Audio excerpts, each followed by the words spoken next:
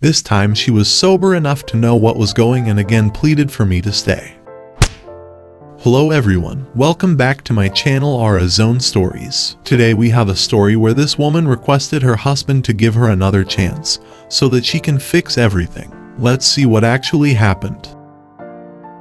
My soon-to-be ex-wife, who we will call Y, and I got married January 2020. I was 22 years at time and Y was 21. We got married in secret, only our close friends knew. At this time, we were living on campus at our university in Miami, both coming from 2 counties away, and where our families lived as well. As soon as we got married, it was a toxic nightmare. For starters, she was secretly texting her ex-boyfriend from high school, who we will call Jay. She stated they were just friends now, but this didn't sit right with me as this person was also her first time. I'm not the type of person to go into someone's phone as I wanted to trust her. However, she started trying her hardest to hide her phone screen from my point of view, and whenever I touched her phone she would go crazy. At some point, I was able to figure out her passcode and check her messages. However, I wasn't able to find any proof to follow up on this. Fast forward March 2020, the pandemic hits and everyone is forced to move back home.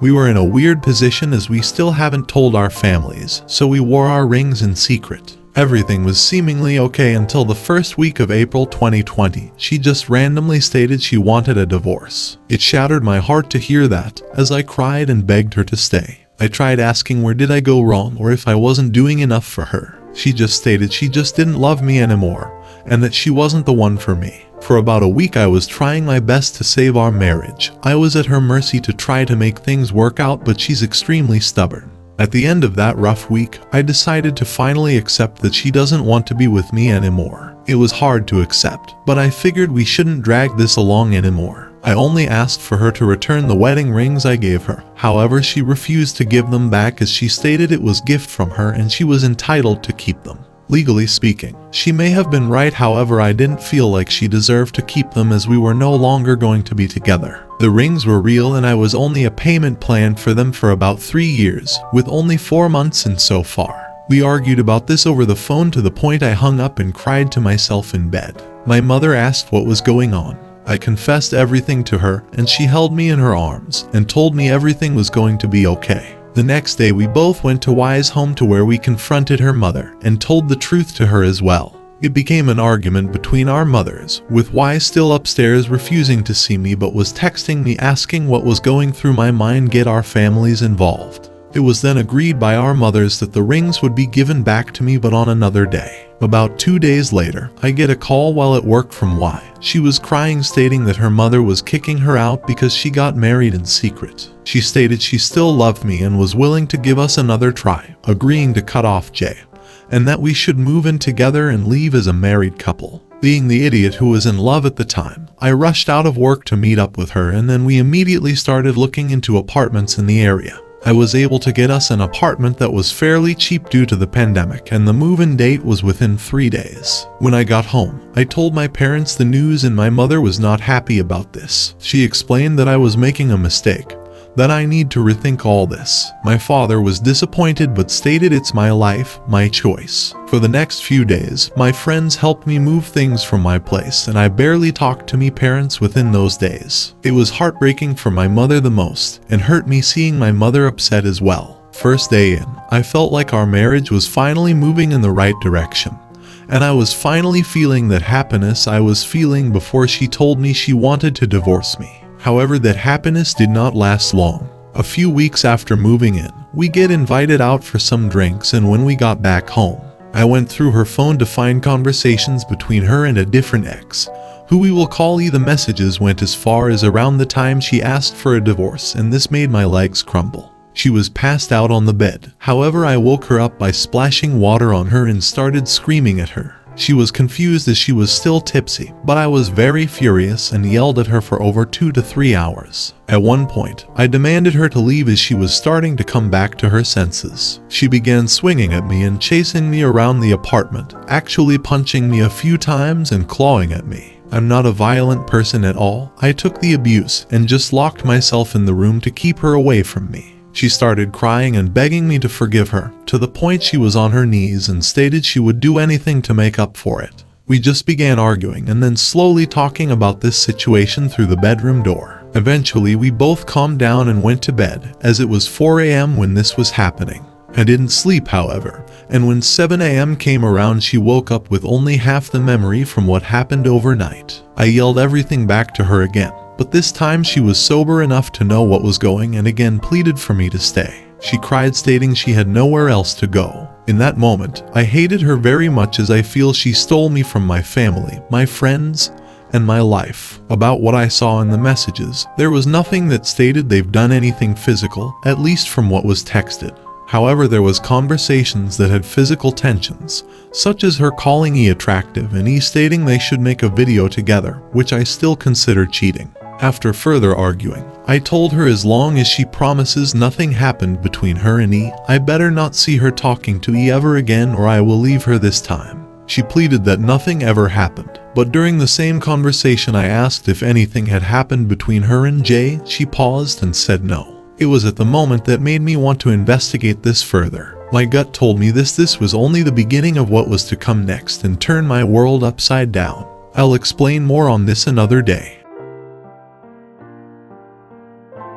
Following my previous post, we are now in May 2020 when I asked if anything happened between her and Jay, where Y reluctantly responded no. The way she answered that made me suspicious. To add on a little bit more, when we first moved in April 2020, I was working at a call center about an hour away from our apartment from 8 a.m. to 6 p.m. She was not working due to her job being closed, so I had to start doing Uber Eats, Postmates, and DoorDash, which would usually be 8 p.m. to 2 a.m. after work or whenever on my days off from work. Also, after the first night we moved in, I was given the cold shoulder from her every night. While I'm at working, she would text me cute things such as her repeatedly say she loves me and waiting for me to come home to cuddle. However, once I got home, she would barely touch me or look at me, which led to my discovery about her and E anyways. Now we're in June 2020, weeks after the incident. At this point, I'm keeping my distance from her, keeping my same work routine, while also trying to finish college classes online. She was not working yet, but whenever I came home it was never cleaned unless I did it. Around this time she also adopted a mini golden doodle, but when we moved in I brought my Malshi along with us, who she loved dearly until our doodle came around, also giving him the cold shoulder. For the next few months, it's been nothing but the same routine. We tried to talk and go out on dates, but it always ended in silence. I tried to break the ice and see if we can work it out, but she never wanted to express herself. Little by little I felt my love for her going away, as I became numb to her treatment towards me. That was until October 2020, when she finally opened up to me. She apologized for her treatment towards me the past few months. We felt like we were both ready to leave the past behind and just focus on us now. It was us against the world. This felt more powerful when I caught COVID the following month, where she cared for me the way a wife should. She ended up catching it from me once I recovered, and I returned the favor. After that, we started acting more like husband and wife. She finally started getting into my hobbies such as video games, anime, art, and photography, even coming along with me during my late night deliveries where we would vibe out to music and she would help as well. We discovered new things about each other, went on dates, and honestly it felt heartwarming being her presence again. That spark between us was finally coming back, but I still had a secret grudge against her actions as it was hard to move on from it. All was going good until a few days before Valentine's Day 2021, where I made another discovery. These past months I still secretly went through her phone every now and then, but honestly never found anything between her and E besides what I already knew. However, I decided this time to take it a step further and look at messages between her and her bestie, who I would constantly send all the gossip to with long messages and screenshots. Going through the messages made my heart sank even more when I found more details about her and Jay. Turns out that Y and Jay slept together a few days before she asked me for a divorce. And this was actually the true reason for her asking me for the divorce. As I kept reading, turns out Y and Jay had a conversation sometime in October 2020, I guess for some closure between them, which is why she finally decided to give us a shot. Oddly enough, I was not surprised this time. I woke her up from her nap and just straight up confronted about what I just read in a surprisingly calm tone. She started crying and apologizing about it, and then I just stepped out and went for a drive to clear my mind. Many dark thoughts were going through my head, feeling like I had no one to turn to. For the next few days, I avoided her actions as much as possible. We still slept in the same bed, but there was no physical touch between us. Now Valentine's Day morning, I get a couple of nudges from her in a cutesy tone asking what did I plan for her today. Keep in mind I'm extremely exhausted from work and my deliveries from the whole week, and obviously I'm still heartbroken. She started crying, saying that I didn't plan anything out for her. Once I heard that, I jumped out of bed and began scolding her about how crazy she was to think I would do anything for her after what I just discovered. I yelled at her how she does not deserve anything from and how our marriage is a total disaster. Now you may be wondering, why am I even still here with her? Well, at this point in my life, I honestly did not have the energy for anything. I was completely blank, a complete 180 from the person I used to be. I used to be creative, make drawings and paintings, do photography and videography, and always looked forward to the next adventure. But I was hollow, feeling like, what's the point of life? I know I'm stupid for this, but I just felt like it was just easier to hide it from the world. We were already so deep into the marriage life that it felt like there was no going back, because if I did, then what would I do now? It was a dead end for me, and I blame myself for relying on her to make me happy despite also making me the saddest. Doesn't mean I forgave her or anything. I just became more numb. So after this discovery, we again entered another period of keeping our distance. Around April 2021, she took a trip to Peru with her grandmother, and honestly I was a little excited to have the place to myself for a change. I told my friends the news, and they began showing to my place frequently while she was away, not knowing what I know. They made me feel like my old self again, doing our old late-night shenanigans and old activities like game nights, watching movies, or just hanging out. I loved the happiness I was getting back,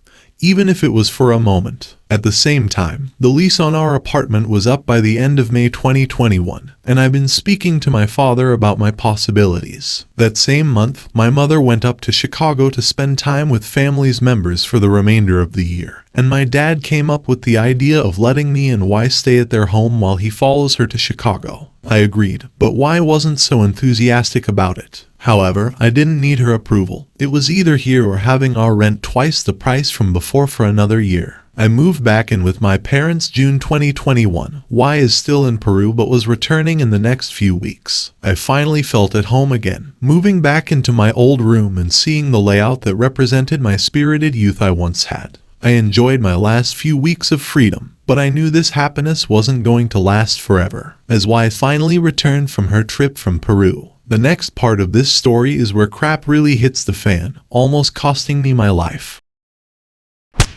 She does not love him. She does not care about her marriage or him at all. She only cares about a place to stay. This will never end. She will cheat again and again, and he is letting her. That kind of makes it his fault too. Once a cheater, always a cheater.